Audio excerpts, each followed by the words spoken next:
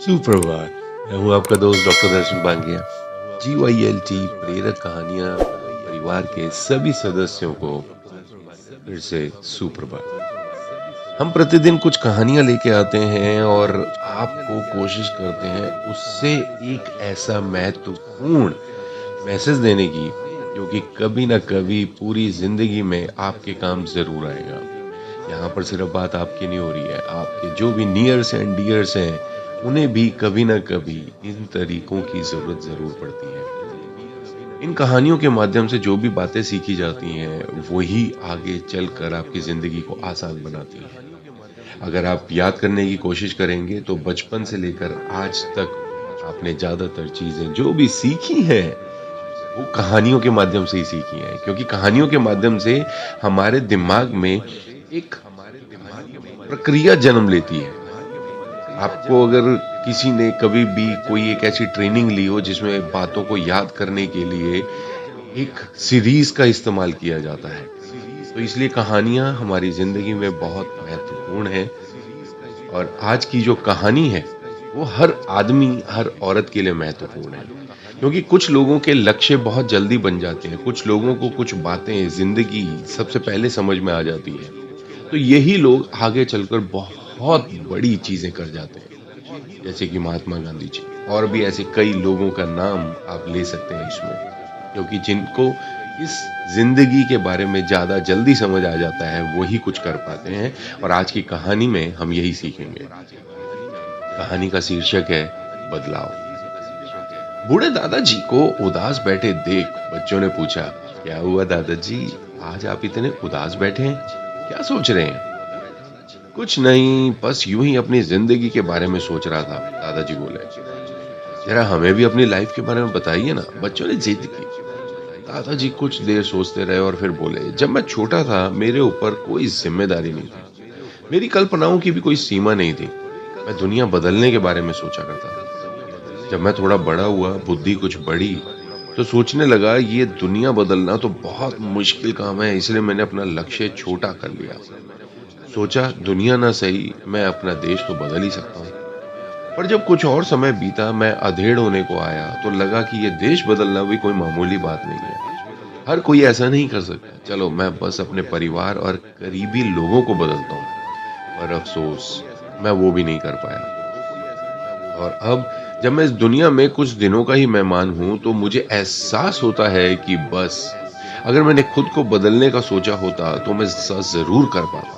और हो सकता है कि मुझे देखकर मेरा परिवार बदल जाता, और क्या पता उनसे प्रेरणा लेकर मेरा देश कुछ बदल जाता। और तब शायद मैं इस दुनिया को भी बदल पाता। ये कहते-कहते दादाजी की आंखें नम हो आई। धीरे से बोले, बच्चों, तुम मेरी जैसी गलती मत करना। कुछ और बदलने से पहले खुद को बदलना।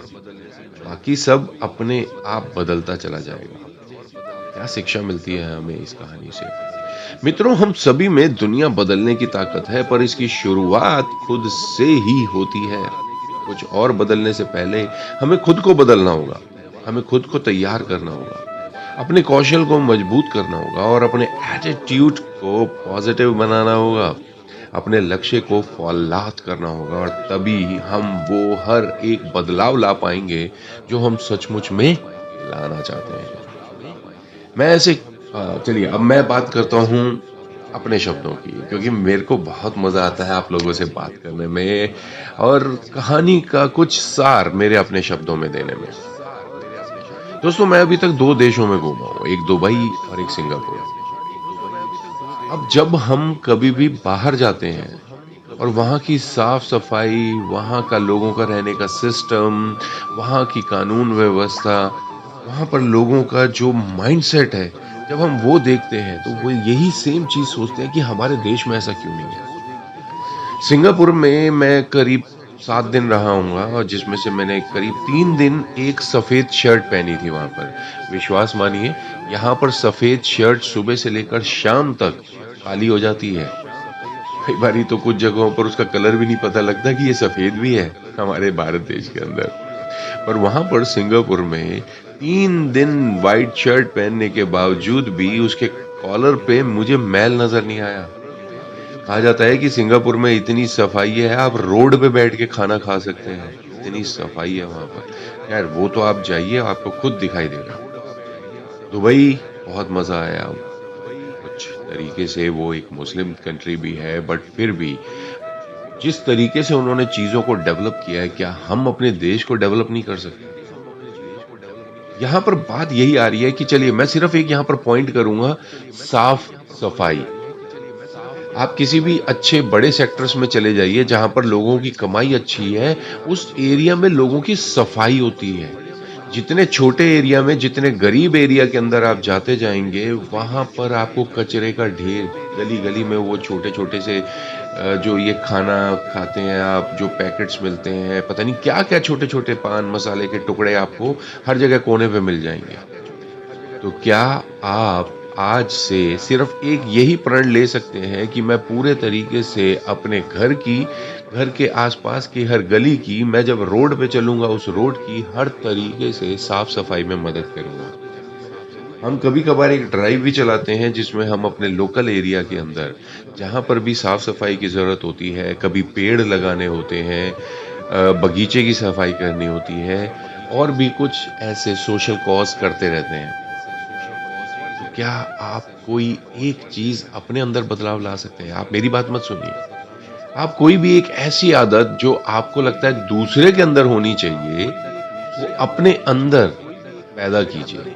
दुनिया को करके दिखाइए। दुनिया को बोलने वाला नहीं, करके दिखाने वाला चाहिए। आप चाहे जब कर रहे हो आपको कोई ना देख रहा हो, बट आपका मन आप खुद को ज़रूर देख रहे हैं। इसलिए आज से जो आदतें आप चाहते हैं दुनिया में हो, इससे दुनिया को फ़ायदा होगा, तो वो आदतें सबसे पहले अपने अंदर लेके आइए और उसे करके दिखाइए। महात्मा गांधी जी ने भी यही किया है। उनको भी ये बात बहुत पहले से पता लग गई थी कि पूरे वर्ल्ड को बदलना है तो मुझे खुद को बदलना होगा। मुझे वो चीज़ें करके दिखानी होंगी जो दुनिया अगर करेगी उनको फ़ायदा होगा। तो इसलिए खुद को बदलिए। आपको बदलता देखकर लोगों की भी आदत ज़रूर बदलेगी कि अरे अगर ये कर सकता है तो मैं क्यों नहीं? और इस तरीके से ये आग फैलती है। आपके घर से आपकी गली, गली से आपके मोहल्ला, मोहल्ले से आपका शहर, शहर से आपका स्टेट, स्टेट से आपका पूरा देश और जब एक देश बदलता है तो पूरा फ़ायदा पूरे विश्व को मिलता है। तो चलिए आज से कोई भी ऐसी कम से कम एक चीज़ अपनी बदलिए जो आपको थोड़ा-सा देखिए मेहनत ज़रूर लगेगी। मेहनत से कभी मत कतराइए क्योंकि आपके आस-पास साफ-सफाई रहेगी तो अच्छा आपको भी लगेगा। कुछ एरियाज़ में जब आप जाते होंगे तो वहाँ देख के कभी न कभी आपने सोचा ज़रूर होगा कि यहाँ की ये चीज़ अच्छी क्यों है? यहाँ की ये चीज़ अच्छी क्यों है? ये मेरे मोहल्ले में क्यों नहीं है? ये मेरे घर के आस-पास क्यों नहीं है? ये मेरे घर में क्यों नहीं है? तो एक छोटा-सा बदलाव खुद में शुरुआत कीजिए और देखिएगा इस पूरे विश्व को बदलते हुए। हो सकता है कि वो शायद समय देखने के लिए आप ज़िंदा ना रहें, बट कहीं न कहीं एक चिंगारी लगाने में आपका नाम ज़रूर रहेगा।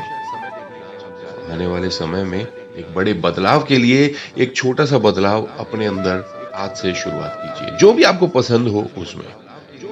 मैं हूँ आपका दोस्त, कल फिर मिलेंगे एक नई मोटिवेशनल स्टोरी के साथ, तब तक हमारे साथ जुड़े रहे, जोड़ते रहे। Bye bye, take care, have a good day.